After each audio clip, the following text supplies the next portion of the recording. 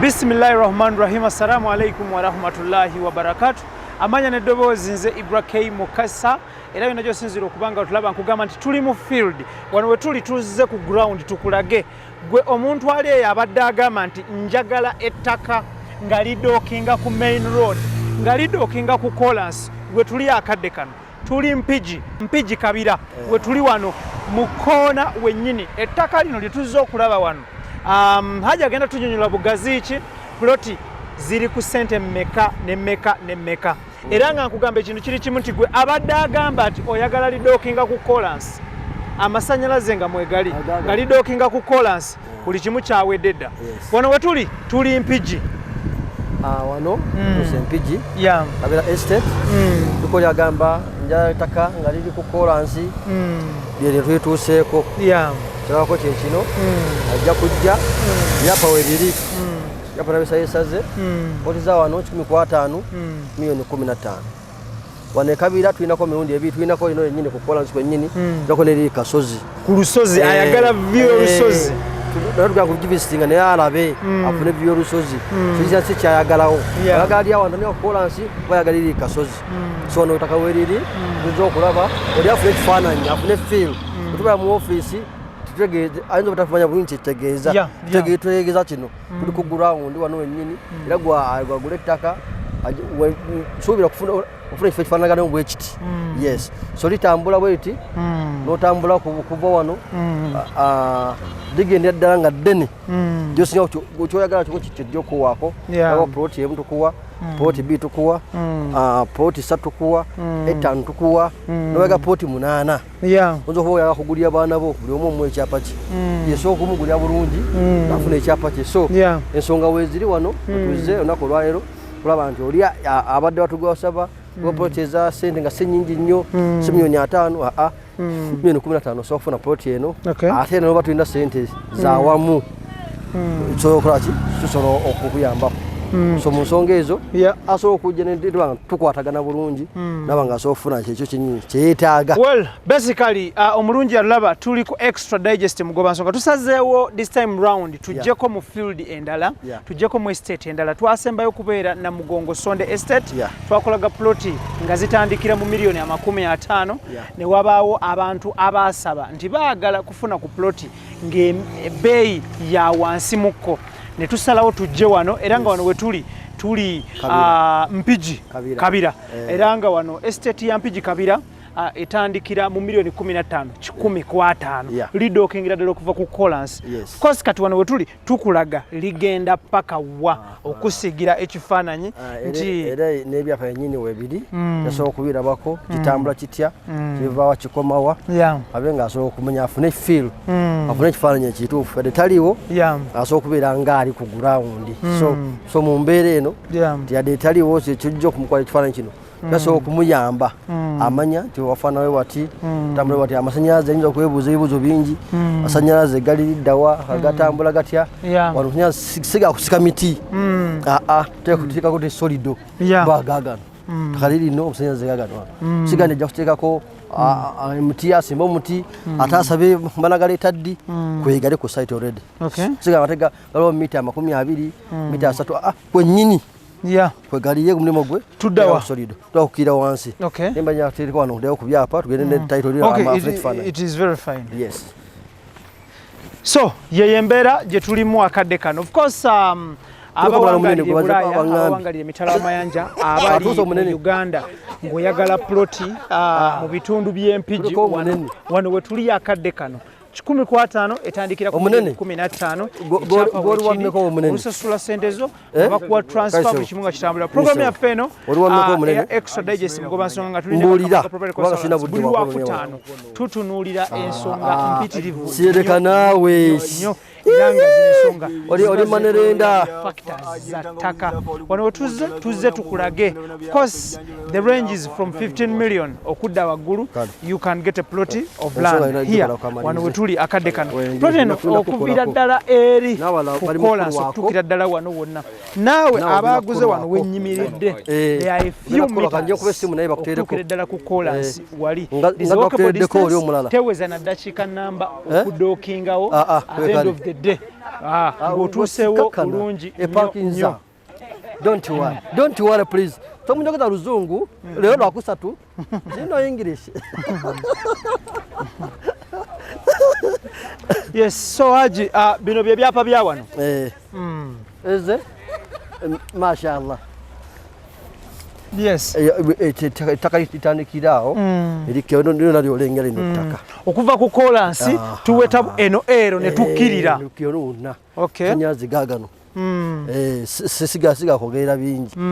Gali omulimu gwe teeka solido. Okay. Yes. So kati ebyapa bye bino oli wajja akamanyi kikyagenda kukola ki ekyapa bye kino sawo zasuje zino byapa biri mu mannya gange. Yes. So oli olugula mukyusa bukyusa ne bagasasula leero byapa byagenda nabyo. Wow, that is very good. Nyaba nange mukaaga omunyaga mugulira kyapa omugule buli omu abere n'ekyapa kye ngasobola okukikyusa mu mannya g'omwana. Omwana abaana 10 asobola okubagulira. Yes. Ozoba we yagulira taatawo kirabo kya mwaka 2022 so mugula ekyapa kino. Tulina sente za wamu so tutandika mpola mpola osasula. So nonna okukkirira wammangu. Wano waliwo bugazi ki? Olimu ekazi ngameka? Ekazi 8. Ekazi 8. Ziri up for grabs anytime. Any day, anytime. Yes. That is very good. Yes, so wano milioni 15,000. Yes. Ensasula eri etya? Tusasula kampuni yaffe nnyo ku muntu waffe wa bulijjo wabeera asasuddeko milioni 10 tumulwanje 5. Yes, kachukachukcho zaba ayinako tukwata tumbanja tulina buzibu. Okay. Yes, so mu mbeera eyo tumusobosa okutambula naye mbeera na gyabajjeemu. Yes. Nkitegeera. Okay. Yes. So abalungi abalala bena gye musinzira okubanga mutulaba tuli ku Extra Digest mugoba nsonga tuli ne Hajji Muhamad Kamoga wa Kamoga Property Consultants era nga wano we tuli tusazeewo tutunuulire estate ya Mpigi Kabira wetuli akadde kano era nga tusazeewo tutunuulire abantu ababadde batuwandikira messages nga mutugamba nti mwagala ploti nga bbeeyi nzikakkamuko naye ng'era still kyapa vaawo nakyo oshegeera mu manyago si mboozi si kuwayamu buwaya. Yeah. So we tuli akadde kano tutunuulire. Of course ensasula ya kibanja mpola so okuteekayo ko ssente then ate olwo oluvannyuma n'oyongerayo endala n'otandika okubanga developinga plot yo. Yes. Ayagala eka wano gimuguza wanasasala poti so omuntu afuwa bulijjo osobola okugifuna so ogatta poti 2 3 4 Uganda njaga poti 8 nzikuguza byapa wedi nabisalasala mudda nga biri mugundi eyo 10 so kyayagalamu kyetumuwa senyaze emiti twagirese gyejo wonna galina okwaka. Makubo wegali makazi okoyisiza mu bulungi twakwaga senda dda ye mnogo okukola ki ye kujja kuzimba mu ploti ye. Yes. N'ekirimu ekyenjawulo senze osasulako oba milioni 10 jangu ploti yo gisibeko ebikondo kandi kugikozesa oluteekayo milioni 10 tandika kugikozesa. Ploti tuba tugitunze teba tekyali yaffe tuba tubanja ssente tetubanja ttaka. Yes, tukubanja obanja balance waffe nawe ofuna amaanyi agamalayo ofuna amaanyi agamalayo ng'okwitaka kale oli kuyamba okukolirako ebintu ebitinitini oyinza okuba buloka osimbako muwogo osimbako kasooli naye okuzimba ozimba omaze okumalayo kubanga kitegeeza oba ofunye ssente. Yes. Ekitandika okuzimba oba ofunye ssente naye wano ebitandikirwako sokola mu byoyagala. Yes, kuba ttaka tuba tuliguzizza. Yes. Okay, Extra Digest mugoba nsonga kwe tuli Kamoga Property Consultants basangibwa Lubowa awo ku Kamoga House ku Ntebe Road e Lubowa era nga bano bali mu land surveying, bali mu land documentation, bali mu transfers of titles nga kotadde n'okutunda ettaka. Kyebalimu era nga nkugamba ekintu kiri kimu tijangu weefunire ettaka wonna a place of your choice buli kimu kitambule bulungi nnyo. Ekyererezi kino kigenda paka Hajji paka wansi. Njagala wansi wasemba gye tumuwa njagala waggulu wano gye tumuwa wonna byapa webiri Okay. Yes, wona na senda wala ko muduguze mukola ki kumera bumezi ninga wonna amakubo megali twali tupoti nemu je twasala itainako kubo bikopo tujola wano ilike kuliaye kutuusa. Okay. Yes. Well, 15 milioni 15 zokka only takali ya chapa ya Maulani series si kibanja series si ndagaano ino chapa kila mulando office je kiri kukola search so sinizo kichuke kibe manyaga fe kide manyago as simple as that mpiji kukola nsi wennyini tandikira paka eno je tuli wansi eno je tuli mukukirira ekikwatagana amasanyalaze emiti gino wegiri jaise mudda. Wow, that is very good. Wawe ne estate ye wansi ono estate waggulu so jawa yagadde. Okay. Yes. Wajjo kubanga so gano gegamu ku makuba gali mu estate agayingira muki. Okay. Agayingira munda. Okay. So kyoli kyagadde kyasimye. Yeah. Fwe tumuwa batu tudwo kumusavinga. Okay. Yeah. Okay, lastly nga tuwunzika wano Hajji nga toyongera yawala. Yeah. Omuntu ali emitala wa mayanja tali redde kukomawo kati oba contract etenaggwako mwana wa boloba mwana wa bulenzi naye ayagala kugula wano plot ye 15 milioni 15 asasula atya kutegeza naye atubira zainako wazasasula kezo ekyapanga tukijjako obanga biri bingi kyazasuddeko batukijja kuba nti abakiguze matubwe plot number ye ne block number jaguze tukijjako ekyapa ekyo wamaliyo sendeze kyapa kiteka ki yo watuke wakomerawo kyapa kisangawo. Yes. Sasula ko mpola wamalirayo kyapa kyenga kitwala. Yes. Okay, thank you so much. Oyinawo entekateka discount yonna? Era ku sendeze nkuwadde ezo kuliko discount. Wanga kuliko ndia ojja kufuna tawalo musaveya byongabo byonna biri kuffe. Use kyaba nkuwadde makubo nagateeka mudda na stone tukuli ko muntu lomu wa kibanja abanja bona nabajja kodda so nakola donke waka namukolera doyo gwe nimogo kuchimba bikondo. Okay. Kinzo kwema kuwa mwana anabikusibira so mukuwa toli wose mukuwa anabikusibira nufuna nebanga etekedwa mu report yo so tulina poti endala waggulu kasozi ndala tugendeyo olafuna ekifana nyoga nti njagala wali wansi omwasokedde oba njagala wagujje mu so muganda wange yatuwereza message ngo ogamba nti oyagala ku plot eye sentence samu wetuli kati akadde kano mpiji milioni 15 that is 100 by 50 or 50 by 100 milioni 15 chapa titles is original. This is a good venture, of course. Yes. Eri abantu baffe abali mu kukuba ebyeyo ababadde bawulira nti emiwendo olumu gipaalamuko kyakikyusa ku bbeeyi ya plot zino nti gye twali milioni 10 milioni 7 milioni 5 location ekyusa ettaka weliri n'ebiriwo nenkakona kubanga ettaka terika bbeeyi ne wano wajja tuuka mu 10 maaso eyo wagenda wakula wajja kutuuka azijja kutuuka yeeyo. Okay. Ibana azunga bazimbi. Wajja kukula watu tuuke sente zijja kukula. Okay. Yes. Embera yeyo nengeddeko omuzikiti wali. Omuzikiti weguli. Nalengeddeko ekereziya ng'osaze kubo wali. Yes. Nenengerako ne church ne kanisa wali. Kitegeeza amasinzizo gali kumpi. Nalengeddeko amasomero mu corner gye twayise okutuuka ano kukola nseeri. That is very good. Okay, kale extra digest mugoba nsonga kwetuli eranga akadde kano tusazeewo tukuleete mu field olabe plot joins okugula plot kijoins okugula nawa woyinza okubanga ogigula at the end of the day wano tuli mpiji still Kabira estate wetuli akadde kano gye twasoso okulaga that is from the range of 15 million that is 10 ku 5 tusazeewo tukuleete ku view y'olusozi gwe anyumirwa olusozi oba ayagala olusozi nga tukugamba nti kintu kiri kimu neno tukuleese nayo omanye wawoyinza okufuna according to your choice kusinziira ku tests and preferences kikyoyagala kikyewalietaaze programu yaffe eno etebamu ssente abakamoga consultants limited abasangibwa lugowaabo ku Kamoga house inamba y'essimu Hajji etya 0700 17 16 73. Okay. 575 500 500. Okay. Yeah. Wow, that is very good. One of course era nawo okutokenga ku kolansi neno tulaga si wala nnyo kuvira ddala wano wenyini. Okay. Yeah, well. Kuva ddala wano walimu amakubo gwolengera ago.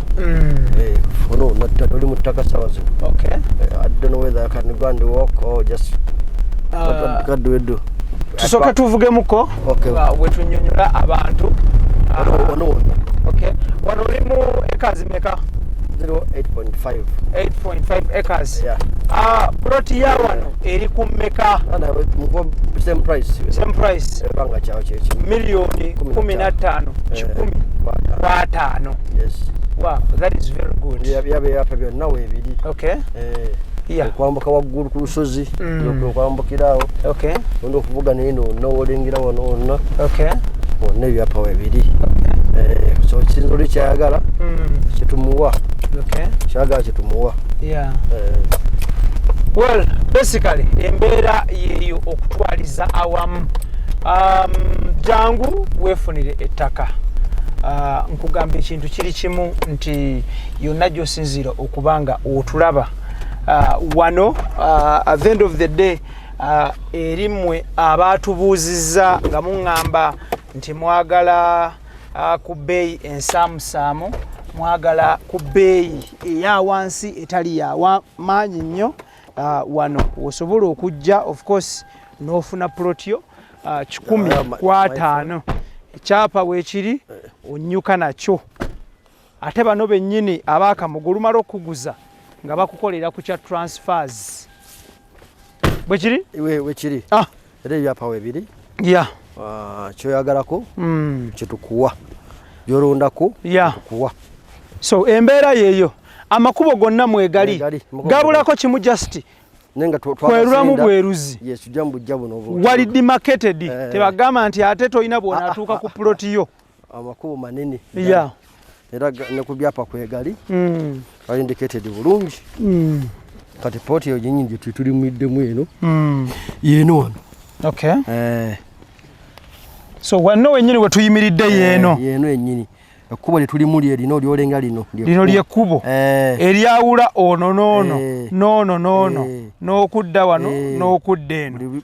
Poti erina ekkubo lyayo gambuka ddala. Wambukise omukama wange. Extra Digest mugoba nsonga kwe tuli IBRAH Mukasa ge manya gange era nga nkugamba nti ekintu kiri kimu. This time round tukuleese eno gy'osobola okubanga ofuna plot y'ebbeeyi ensaamusaamu eri baganda baffe okusinziira ku nnyingiza ez'enjawulo n'enfuna ez'enjawulo. Kugamba ekintu kiri kimu nti ya milioni 15 but from bw'oteekayo milioni 10 you good to go. Kitegeeza ki nti mu bbanga ttono nnyo olumalayo ng'otandika okukolerako by'okolerako. Yes. Tebakunnyonnyola weewala emboozi ya eyo bazimba kiro emisana emizimu gyayo gyagaana okuzimba biki. Era tujja kutambula mu kimisana tu. Yes. So nkugamba ekintu kiri kimu si ndagaano si kibanja kyapa mu ngalo ng'okirina bwoti. Ekyapa kyo mpaka kasozi waggulu mpaka ku lusozi. So anywhere w'obeera preferrinze wojja okubanga ofuna. Haji kyanjawulo kye kiri ku estate eno? Ekyenjawulo kiriko nti naye eri kasozi ddala. Okay. Ogamba nti nja kasozi oba nja ku top kwennyini eno ya lusozi. Lusozi ate utatiisa nnyo. Lusozi osobola okuzimbako. Waliwo ensozi nga tusala twakita okulusenda ojja kusumbuwa naye mwegiri. Era tekuleko wakibanja n'omu. Otandika okuga nti oyaga kukozesa poti yo wotandikira mbagirawo si byakulinda. Okay. Yes, katwambuka kasozi olabe dda olifaana ofune ekifaananyi kituufu. Yes. Okay, well basically si bino nti ate lutobazi wano oli ku lukalu. Tutwalagana n'ennima. Okyegeera? Tutwalagana n'ennima. Wano oli ku lukalu kwennyini. So eno view nga nnungi. Anti tujje olengere olabireko ddala kitwogerako osobola okiraba n'amaaso go.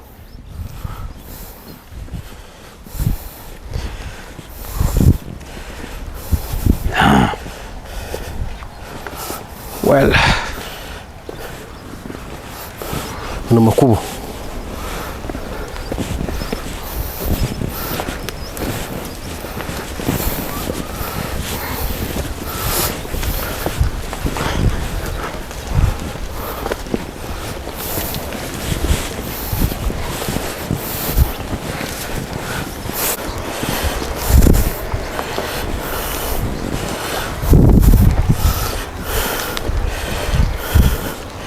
Tukyayambuka. Tukyayambuka. Why? Wano wonna.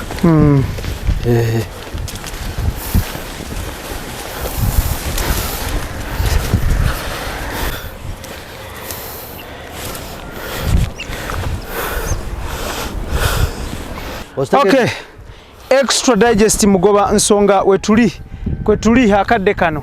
Bulunaku olwokutaano tubeera n'aba Kamoga Property Consultants abasangibwa erubo waawo ku Kamoga House ojja okubanga obasanga era nga bano babakana n'eddimu ery'okuguza ploti ez'okuzimbamu amayumba amaka oba apartments oba residential oba commercial kyoyagala kyonna bo balina ploti ze bajja okuguza okuviira ddala ku 15 paka kuyiika n'omusobyo beba Kamoga Property Consultants. Tuze tulalaga estates ez'enjawulo. This time round tusazeewo tujjeko mu bitundu by'empigi tukulage estate nga ploti etandikira ku $15,000,000 zokka only. Era nga wetuli wano ku lusozi wano bw'otunulira wano olusozi luno kwe tuli obeera olaba ensozi eziriraanyeewo era nga luli lw'olengera ye Masaka Road. Wano wetuli tuli mpigi. Hajji, yes. Wano wali mu mbeera ki omuntu akola atya ayagala okwefunira ku lusozi wano? Weerere nga obulabawo tewaliwo kiriwo kyanjawulo, tewaliwo wa kibanja aliko ttaka lyerere nga waliraba. Bw'ogula osaba bikondo byo okola byoyagala tebiriko kugamba nti waliwo kino woyagala okusasula osasula okola mirimu gyo kubanga ebyapa weebiri okyaba kyosiimako kyenkuwa tatuwano wonna wakyali waliwo yakagenda nonna wakyaliwo eno bagitutte eyo teriiko yatuwano wonna olaba mpaka wansi eri kitambulira ddala kigenda ddala mpaka wansi so kati gwe kyoyagalako kyetukuwa kukinza mu busobozi bwo njawo poti emu njawo poti bbiri njawo poti ssatu poti nnya era kyoyagalako kyetukuwa so mu mbeera eyo osobola okujja ate sakikalende kirimu ekyenjawulo nti tusasula mu kibanja mpola tusasulako netugijjako omalirayo kyapa kino tugikuwa nzoga kitereke okomera okuva e Bulaayi oba okuva wonna osanga ku ofiisi oyita kubanga ofiisi yaffe eri ku luguudo lw'Entebbe ova oyita ku ofiisi tolina bw'oyinza linnya nnyonyi ng'ofuluma Uganda nga toyise Entebbe tosobola kujjawo ng'oyita ku booda ogeza kuyita Kenya so yembeera eyo of course obuyinjolede mwebuli nonna byaggwa sabengi yaggwa tuseka amayinja report ina akayinja akaayo akajawula ku ndala so kati ina winja wayo buki bona mwebuli yebona mwebuli toja kala nduguze ttaka ate mfunde survey ajali nkubire bena twabikolera ebyo twasubira twafuna n'ebyapa okusasula lwakyapa kyo as simple as that. Thank you so much. Esasula eri etya wano wo asasula $15,000 zaina wasasula mundi gumu tana ekyapa kyo sasula mbitundu tubikiza kuba tumanyi nti abantu baffe tubena sereza awamu batebeneza abo benyini abade ntini jja tutambula nabo mpola mpola bafune kye baagala yes sasula ko zoyinako ky'abantu tukijjako bwomalirayo twala kyapa kyo nokola byoyagala yes kale yeyembeera ku extra digest mugoba nsonga kade kano of course Friday yaffe yolwate tugenda kubanga tusukawo tukusigide ekifaananyi kino tukikoze okwanukula abantu ab'enjawulo abalaba estate gye twalimu eyasonde Namugongo nga ya $5,000,000 okudda waggulu ne bagamba nti nga nnyingi so olwaleero ne tugamba katunoonye awalala tukulage gwe ali eyo nga range yo oyagala kugula kuva mu $15,000,000 paka 3 osoboze gattawamu osogula ettaka webale nnyo so bwe tuli olunaku olwaleero nti yes oyinza okuba olina bw'oba wawulira nti walabere nti ya milioni 5 kyokka ng'olina milioni 2 tukuleese ku ye 15 n'ekyapa kyo genda nakyo n'ekyapa kyo biibino weebiri bibulako kimu transfers zokka kitegeeza ki nti gwe bw'oba ojja kikwetaagisa ssente ze milioni 10 ennangamuntu akafaananyi ne tini namba ng'ekyapa kikyuka nga kidda mu manyago ndi Musoke Gilbert Idris Lukwago ng'otandika nkulaakulanayo ku top wano paati emu y'olusozi yatwaliddwa paati emu tennatwalibwa era w'olaba sayidi eri ebikondo byalumye dda kyekiri kyotera okutunnyonnyola sibako ebikondo tandika okulaakulanya puloti yo ne luuyi luno bazimbyemu tukusiza abakozi be site house yali atandika okuzimba nga bava abakozi be okay kale tetugenda kubanga tusuka olunaku olwaleero njagala kwebaza timu gye ntambulira nayo Idris Lukwago Daniel Mugoya Keith Kanabine tunesanabulira thank you so much njagala kwebaza Kamoga Property Consultants Limited abateeka mu sene program yaffe buli lwakutaano eya missing Friday ewedde dayo ochecking teeka mbutese ekintu kiri kimu extra digest Kamoga Property ejja kubanga program ziyikaawo oberenga olaba programs zaffe zino at the end of the day buli kimu kiberenga kitambula bulungi nnyo fuba nnyo okwetegereza programs zino okuva lutandika paka gyeggwera obeeremu n'ekyo ky'oyiga ate bw'oba tolina ky'otegedde ekibuuzo kiteeke wansi awo buli kimu kitambule bulungi nnyo ali e Bulaaya tekikugaana ku linking up n'Abakamoga Property Consultants n'obakubira essimu ku nnamba ezo oba n'ogenda ku website yaabwe n'olaba engeri gy'oweereza essente ezo n'otandika okusasula ku ploti yo ekyapa kyo n'okisangawo obakaba busembairi bannayuganda tudduke Hajji ambeebaza nnyo oba tuwagidde emyaka gino gye tubaddewo tulinafu tujja kwebawereza n'obwesimbu bazenze ettaka kuba tulina kujja mu ntumu ogw'ettaka twabiyitanga bizibu nnyo byapa bya balooya byabayinginiya byabadokita twabasembiza nofuka wa bulijjo so okujja nasasonda ekyapa kye naba nga sokufuna ekyapa ate mu mannya ge amina baza nnyo tuwagenda naffe tujja kuvugana mu maaso okwawereza n'obwesimbu ddala musonga zenze ettaka Kamoga weeri okukuyambako ofune kyoyagala ddala nga kyosuubiramu ekyo ojja okufuna tambula bulungi inshallah taala. Thank you so much. Amina. Nsazeewo okusiga kasooli mpola mpola msigira binyonyi ebiri etali nnime. Okay kale thank you so much. Webale nnyo balire ddala genda ku kibanja kya website www.kamoga.co.ug oba ogende ku namba z'essimu ezo ze tuteeka wansi awo obeere ng'okuba oba oweereze voice note oba oweereze message for more inquiries ate awangalire Kampala kintu kya layisi nnyo genda mu paaka enkadde genda mu paaka empya genda ku shoprite yawo ku ssaawa ya kwinifuna boda gigambe nti wala Erubowa ku Kamoga Property Consultants oba ewa Kamoga Erubowa gw'olutuukaawo buuza kibu tebalina office ndala yonna mu Uganda okujjako Erubowa nkiddamu tebalina office ndala yonna okujjako Erubowa weewala abafere saagala kunkubira simu saakumpereza message nti nasanze emmoloto eno nasanzeyo branch ebyo oli ku bibyo nkiddamu okwewala abafere gendera ku byenkugambye wuliriza bit by bit ennamba gikoppolole bulungi okube ennamba eyo toweerezaako ssente paka okutuusa nga maze okukkaanya nekyoli mu kwogerako IBRAH Mukasage mannya gange mbaagaliza birungi byerere beyond the lat buli otwogera bwe tuti n'abafere babeera nabo basitudde amatu bwe bati n'amaaso mwewala abafere mubeere bulungi mweraba assalamu alaikum warahmatullahi wabarakatuh.